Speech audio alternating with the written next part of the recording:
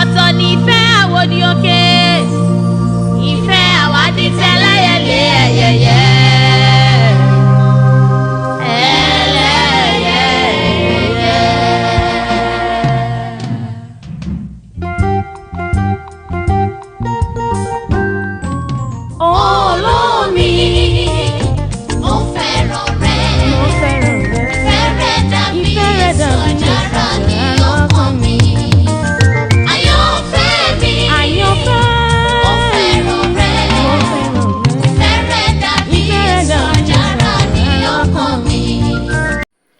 Vous êtes sur l'émission Edidi Ife. Suivez le prêche qui vous sera présenté par votre frère en islam, Akeoubeou Omaïmessoula. أعوذ بالله من الشيطان الرجيم. بسم الله الرحمن الرحيم. يا أيها الناس اتقوا ربكم الذي خلقكم من نفس واحدة وخلق منها زوجها وبث منهما رجالا كثيرا ونساء واتقوا الله الذي تساءلون به والأرحام إن الله كان عليكم رقيبا وآتوا اليتامى أموالهم ولا تتبدلوا الخبيث بالطيب ولا تأكلوا أموالهم إلى أموالكم إنه كان حوبا كبيرا وإن خفتم ألا تقسطوا في اليتامى فانكحوا ما طاب لكم من النساء مثنى وثلاث ورباع فإن خفتم ألا تعدلوا فواحدة أو ما ملكت أيمانكم ذلك أدنى ألا تعولوا وآتوا النساء صدقاتهن نحلة فإن طبن لكم عن شيء منه نفسا فكلوه هنيئا مريئا. الحمد لله والصلاة والسلام على رسول الله وعلى آله وأصحابه وجميع ما والاه. Louange à Allah par essence et par excellence. Louange à Allah par la louange de qui commence tout message. Louange à Allah, le tout miséricordieux, le très miséricordieux. Louange à Allah, l'ubiquiste, l'incommensurable, le digne d'être loué, le digne d'être glorifié, le digne d'être sanctifié, le digne d'être magnifié, l'unique dans sa seigneurie, l'absolu dans sa déité. Oh, qu'il mérite nos actions de grâce, qu'il s'y a l'adoration. Maître et seul objet de notre vénération, Maître de l'autorité absolue, Seigneur des mondes, que la paix et la bénédiction absolue et parfaite d'Allah soient sur le meilleur des créatures, l'élu, le maître de la prophétie et du message, le valeureux chef musulman Muhammad, sur ses compagnons et sur tous ceux qui emboîteront leur part jusqu'au jour du jugement dernier. Que la malédiction et la disgrâce d'Allah soient sur le pire des créatures, le déchu, le futé, qu'Allah nous épargne de ses fourberies et finauderies et ne nous compte pas au nombre de ses compagnons au jour de la résurrection. Chers frères et sœurs en islam, en droit fidèle, vous êtes sur l'émission Edidi Ife, le mariage en islam. Thème 3, la bonne cohabitation entre mari et femme. 19e partie, l'infidélité dans le couple, les perversions sexuelles. Suite. 7e perversion sexuelle, la pornographie. La pornographie, l'érotisme. Deux mots synonymes, mais caricaturaux de l'amour, qui camouflent l'aspect voyeuriste de certains et encouragent les bassesses de d'autres. Alors que d'aucuns se laissent emporter par ce fléau, soi-disant, qui sont en train de se distraire, ou l'utilisent comme un outil d'évasion de soucis ou de stress, d'autres pensent plutôt qu'il est véritablement sensuel et peut transmettre un plaisir contagieux. On s'empoigne à qui mieux dans l'incongruité, dans l'euphorie bacchanale, dans des plaisirs mondains, comme si ce phénomène n'était pas un sujet tabou. Dans une cité, une communauté ou une société qui se respecte. Cette pudeur, estirpée de l'amour, lequel amour censé être divin, est capable, à ce titre, de corriger tous les maux qui minent notre société, s'il est utilisé à bon escient, conduit plutôt à la dépravation des mœurs et expose les acteurs à une vie animale où l'acte sexuel est servi au grand public comme un déjeuner à dévorer avec un appétit d'ogre et constitue de fait une obscénité, une vulgarité qui instrumentalise le corps humain. Chers frères et sœurs en islam honorable fidèle, ce plan d'étude nous éclaircit davantage sur l'aspect scientifique et spirituel du thème. 1. Définition de la pornographie. 2. Manifestation et développement. Causes et conséquences selon les scientifiques. 3. La pornographie selon la religion islamique.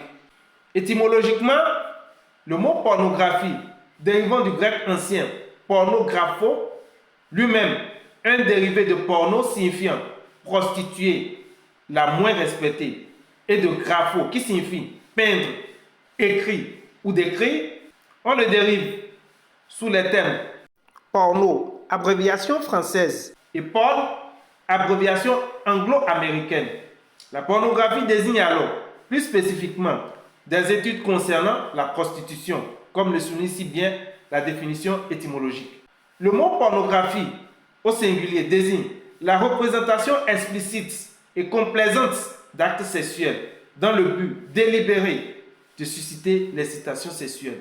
Le pluriel pornographie s'emploie généralement pour désigner des œuvres ou des publications distinctes relevant de ce genre. Certains dictionnaires de référence précisent les nuances suivantes.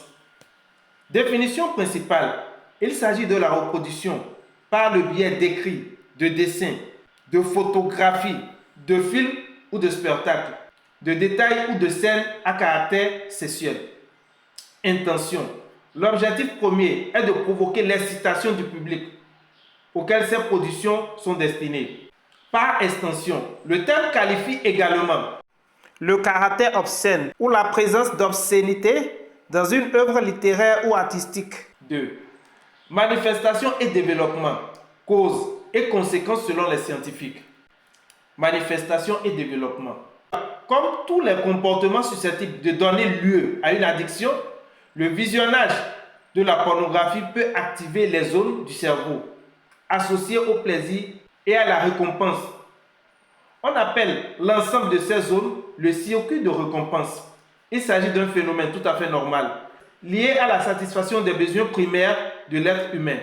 Toutefois, lorsqu'une addiction à la pornographie est présente, ce processus est amplifié et la stimulation de ce circuit de la récompense est plus rapide et plus intense. Au fur et à mesure des expositions, le cerveau s'habitue à cette stimulation accrue qui ne produit plus le même plaisir. Et la personne va rechercher des contenus toujours plus extrêmes pour ressentir à nouveau le même niveau de plaisir. La personne est alors envahie psychiquement et ne pense qu'à renouveler son comportement. La pornographie devient donc sa préoccupation centrale et prend le pas sur les autres sources de plaisir. Par ailleurs, si le comportement est arrêté, le cerveau va ressentir un manque et déclencher une réaction physiologique particulièrement pénible pour le sujet. Phénomène de sevrage. Cela peut rendre particulièrement difficile la réduction ou l'arrêt du comportement, malgré la présence des conséquences négatives dans la vie personnelle, familiale, sociale, voire professionnelle. Les comportements addictifs peuvent aussi se développer en lien avec une souffrance psychique préexistante.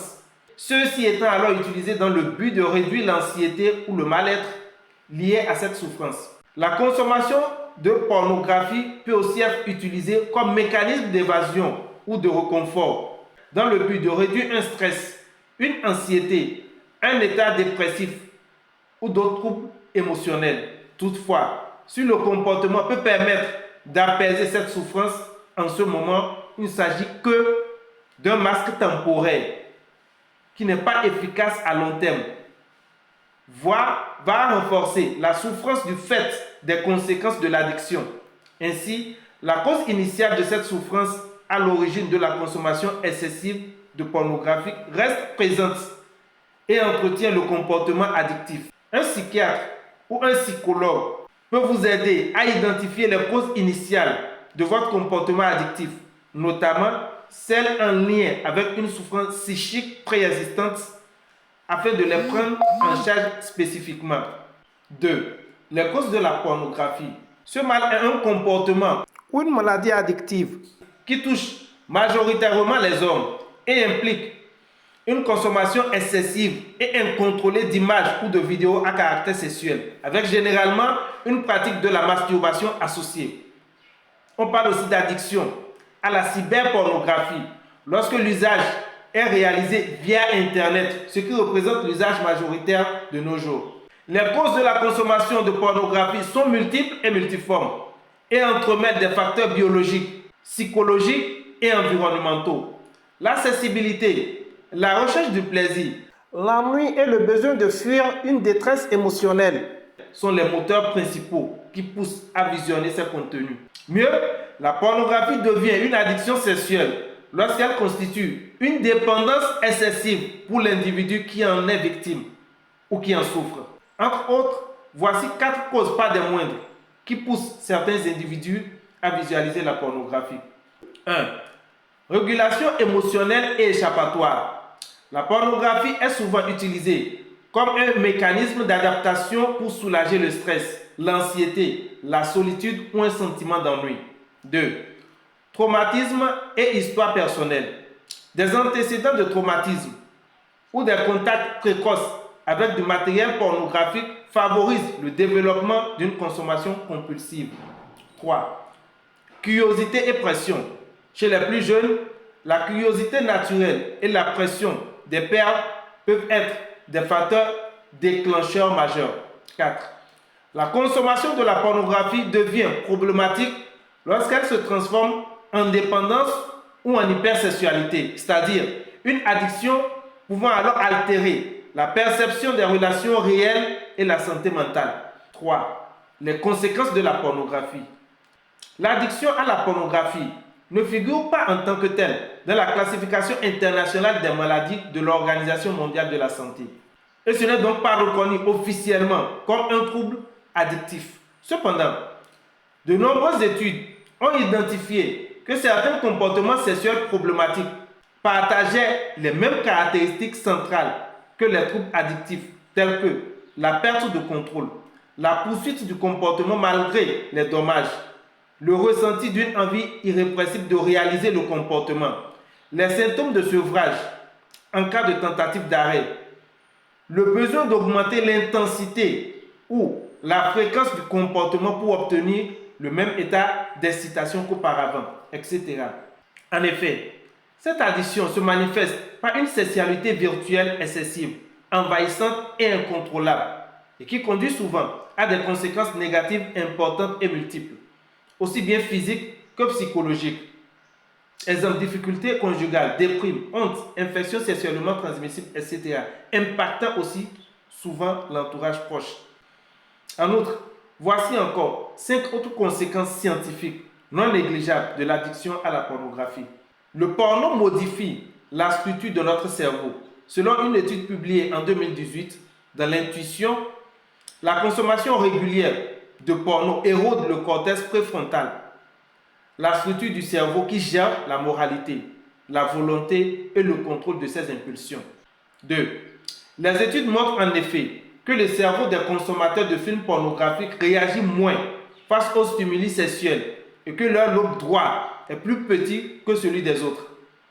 Les participants étant uniquement des hommes âgés de 21 à 45 ans qui ont déclaré regarder 4 heures de films pornographiques par semaine. 3. La pornographie provoquerait des changements dans la plasticité du cerveau à cause de l'intense stimulation du centre de plaisir qu'elle engendre. Cela inquiète les chercheurs puisque les 2 zones de cerveau sur lesquelles la pornographie agit sont associées à des zones d'accoutumance lors de la consommation de drogue. 4. Les personnes qui consomment du porno signalent des symptômes dépressifs plus importants, une moins bonne qualité de vie et une moins bonne santé mentale et physique, que les personnes qui n'en regardent pas, selon une étude de 2011 publiée dans le Journal of Sexual Medicine. 5. Selon une autre étude datant de 2011 sur la sexualité des adolescents, il a été rapporté que la consommation croissante de la pornographie pourrait avoir des conséquences très négatives sur leur développement et leur santé mentale. Elle favoriserait ainsi des crises d'angoisse, les troubles de sommeil, le sentiment de culpabilité ou encore une représentation faussée de la sexualité et des rapports amoureux. Grand 3. La pornographie selon la religion islamique. Les hadiths du prophète et les versets coraniques en parlent.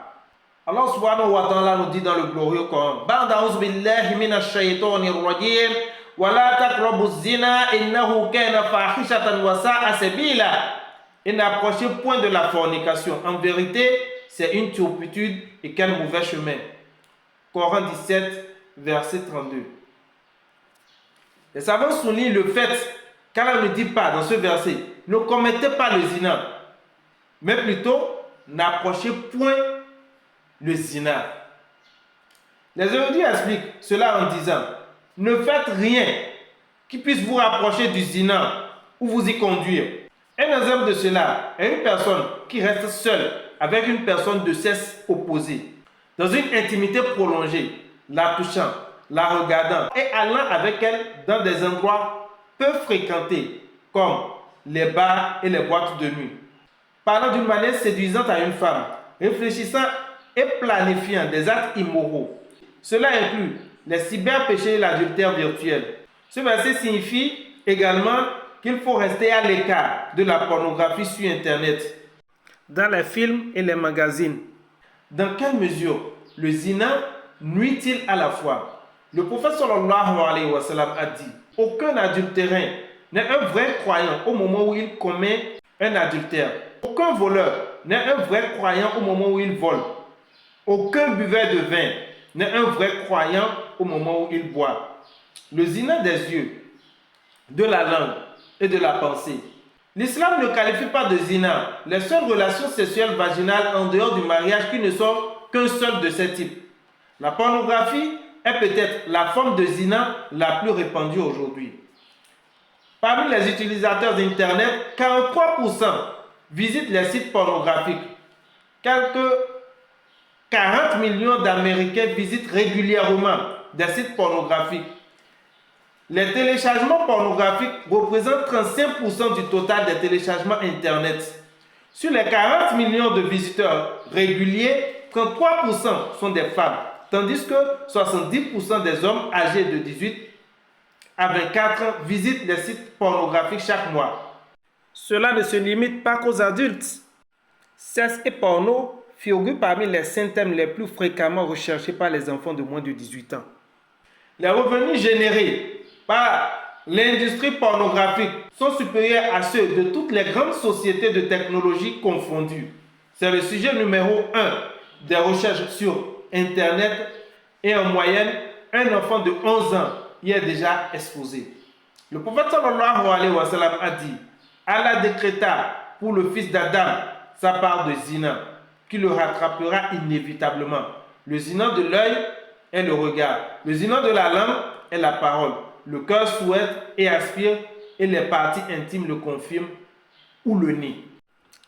Visualiser la pornographie est le zina des yeux. Les discussions sexuelles sont le zina de la langue. Fantasmer sur le sexe avec un inconnu est le zina de l'esprit. Allah subhanahu wa ta'ala nous dit dans le glorieux Coran: wa qulil mu'minin yaghuddu min absarihim wa yahfazu furujahum zalika azka lahum inna Allah khabirum bima yasnaun. Ô Muhammad, dis aux croyants de baisser leur regard et de garder leur chasteté. C'est plus pur pour eux. Allah est parfaitement connaisseur de ce qu'ils font. Coran 24, verset 30. Allah continue: wa qulil mu'minat yaghdudna min absarihinna wa yahfazna furujahunna. Et dit aux croyantes de baisser leur regard et de garder leur chasteté. Coran 24, verset 31. Le prophète sallallahu alayhi wa sallam nous dit: Ana Jari ibn Abdullah qala سألت رسول الله صلى الله عليه وسلم عن نظر فجاء فأمرني أن أصرف بصري. D'après Jari ben Abdullah Kalalagré, j'ai interrogé le messager de Dieu sallallahu alayhi wa sallam au sujet du regard inattendu qui se pose par surprise. Il m'a ordonné de détourner mon regard, rapporté par un musulman. Par ailleurs, le prophète sallallahu alayhi wa sallam a dit: An Ali bin Abi Talib qala Rasulullah sallallahu alayhi wa sallam li Ali, ya Ali, la tutbi'u an-nazrata an-nazra fa inna laka al-ula wa laysat laka al-akhirah. D'après Ali ibn Abi Talib, le messager d'Allah lui a dit: Oh Ali, ne fais pas suivre un regard par un autre, car le premier t'appartient, pardonné car involontaire, mais le second ne t'appartient pas, constitue un péché car conscient et volontaire, rapporté par At-Tirmidhi et Abu Daoud.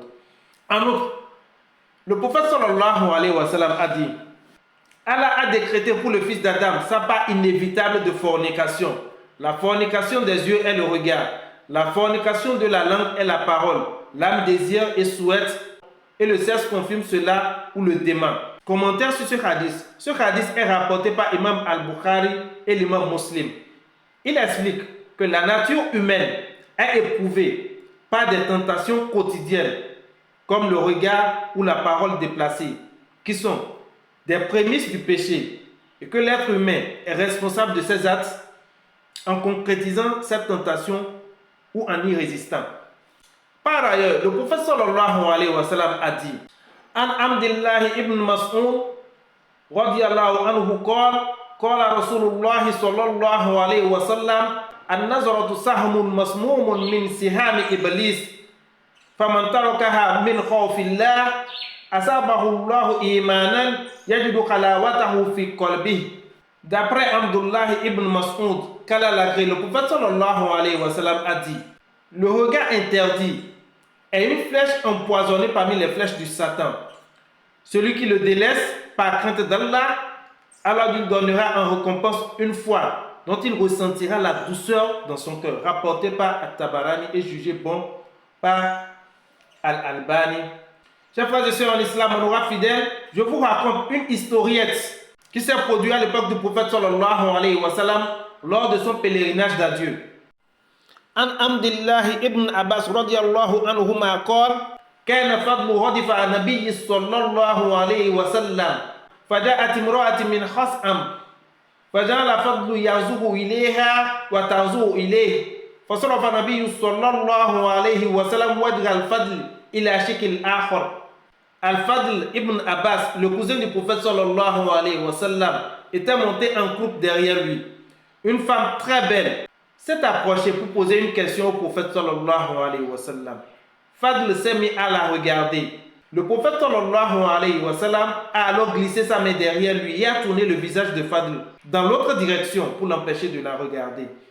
Chers frères et sœurs en islam, honorables fidèles, comme ta'liq à ce hadith du prophète sallallahu alayhi wa sallam, les savants ont montré les avantages qui se trouvent dans le fait de baisser son regard, les inconvénients qui s'y trouvent et la punition ici-bas et dans l'au-delà. 3 avantages sont à remarquer ici. Premier avantage, protège le cœur. Le regard illicite est comparé à une flèche empoisonnée. Le laisser errer trouble le cœur et éteint sa lumière spirituelle. Deuxième avantage, atteindre la pureté. Dans le verset coranique ordonnant de baisser les regards, Allah conclut en disant: c'est plus pur pour eux. Troisième avantage, goûter à la douceur de la foi. Détourner son regard par obéissance à Allah remplace le désir éphémère par une intimité profonde avec le Créateur. Les inconvénients ou les conséquences ici-bas et dans l'au-delà. Le premier, la privation de la douceur de la foi. Le prophète sallallahu alayhi wa sallam a enseigné que celui qui délaisse le regard interdit par crainte d'Allah reçoit en échange une douceur de la foi dans son cœur. En revanche, celui qui regarde l'interdit se voit privé de ce plaisir d'adoration. Deuxième inconvénient, la corruption et l'obscurité du cœur. Le regard est la porte du cœur. Ne pas le baisser éteint la lumière spirituelle et installe une tristesse, une angoisse et une instabilité émotionnelle constante. Troisième inconvénient, l'éloignement d'Allah. Ce péché distrait l'esprit et crée un voile entre le serviteur et son créateur, rendant les prières et les invocations moins sincères. Quatrième inconvénient, l'exposition à la fornication.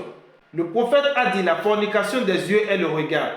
Ne pas baisser les regards est la première étape qui détruit la chasteté et pousse vers le grand péché de la chair, qu'est le zina.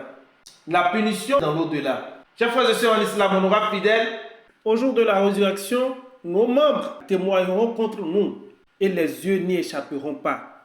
Allah subhanahu wa ta'ala nous dit dans le glorieux Coran, Ba'da a'udhu billahi minash shaytanir rajim, yawma tashhadu alayhim alsinatuhum wa aydihim wa arjuluhum bima kanu ya'malun. Le jour où leur langue, leurs mains et leurs pieds témoigneront contre eux de ce qu'ils faisaient. Coran 24, verset 24. Plus loin, Allah subhanahu wa ta'ala nous dit, Hatta iza ma ja'uha shahidan alayhim sam'uhum wa absaruhum wa juluduhum bima kanu ya'malun.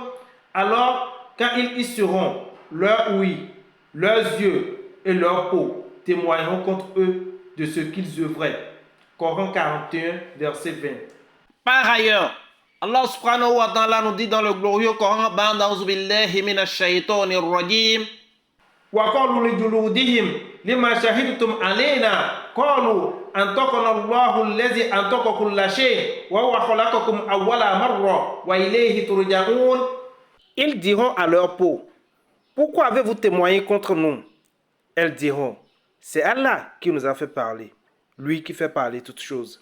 C'est lui qui vous a créé une première fois et c'est vers lui que vous serez retournés. Coran 41, verset 21. Chers frères et sœurs en islam, on aura fidèle, avant de prendre congé de vous cette émission, je voudrais vous raconter cette petite histoire de l'imam Abu Hanifa, l'un des plus grands imams de l'islam.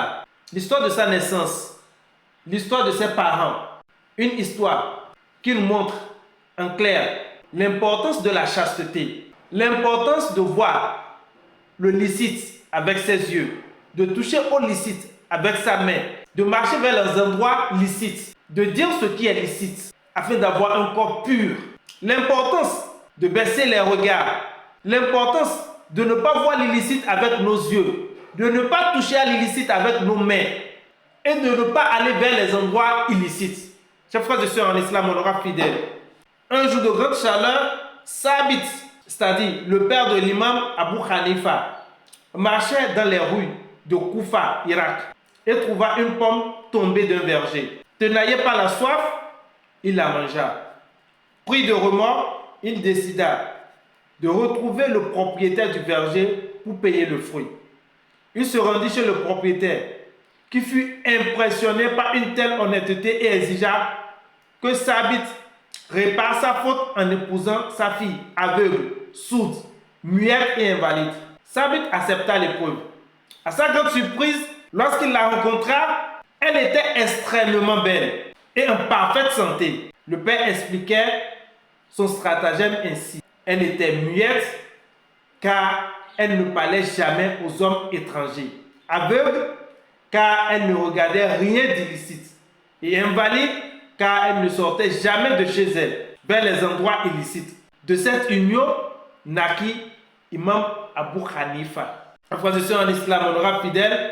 Eu égard à tout ce qui précède, dit que avoir les yeux hagards, prêt à tout voir sur son passage, ou visualiser un film pornographique, pour quelque raison que ce soit, est une bonne chose, ce serait se leurrer ou se flatter tout simplement au regard des nombreuses conséquences scientifiques et spirituelles dont nous avons expliqué dans le développement de ce thème. Baisser nos regards et ne pas visualiser un film pornographique, c'est d'abord un acte actif. Et c'est nous-mêmes qui jouissons de l'entièreté des bienfaits et des avantages qui s'y trouvent au regard de l'histoire que je viens de vous raconter à la fin de cette émission. Il serait donc souhaitable de prendre toutes les dispositions nécessaires pour nous libérer de ce mal qui ne nous profite en rien. Quant à l'addiction à la pornographie, il est tout à fait possible de s'en débarrasser avec du temps, de la patience et un soutien adéquat. Il est important de se rappeler que la guérison n'est pas linéaire. Elle doit se faire étape par étape selon les scientifiques et chaque étape compte. En prenant les mesures nécessaires pour changer ses habitudes, en étant prêt à se remettre en cause et en accompagnant toutes ces mesures par une prière intense, Allah acceptera à coup sûr nos invocations dans ce sens, puisque c'est d'abord pour respecter ses injonctions, pour le plaire et pour être en grâce auprès de lui. Chers auditeurs au bout des ondes, on aura l'immense plaisir de nous développer les 3 autres perversions sexuelles dans nos prochaines éditions, si Allah nous prête vie. Si vous avez aimé cette vidéo, n'oubliez pas de la liker, de la commenter et de la partager avec vos autres frères. Pensez aussi à vous abonner en cliquant sur la cloche de notification, de manière à vous informer sur toutes les autres vidéos publiées sur cette émission et Didi Ife, basée sur le mariage en islam.